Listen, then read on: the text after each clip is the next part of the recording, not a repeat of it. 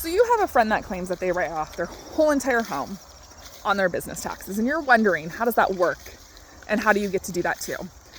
The answer is if you want to follow regulations, you don't. You don't get to write off your whole entire home on your business taxes. If you live there and it's got some personal use, you have to take out the personal use of that property, and you can't write that off on your business return. However, if you are using part of your property, your house, for business, you can write off reasonable expenses for the business use of your home. Things that you can write off are going to be home office.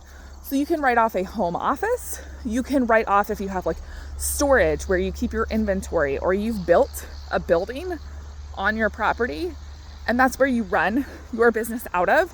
Maybe you store heavy equipment or machinery in a building. That is definitely something that you can write off as long as it meets all the requirements. You just can't write off your whole entire home as business use. The IRS knows that a portion of that has to be personal, and they are not going to allow you in an audit to write off the personal portion of your property. So you need to split it out. You need to have substantiation for how you calculated that, and then you can absolutely write off the business portion. If you have any questions, let me know.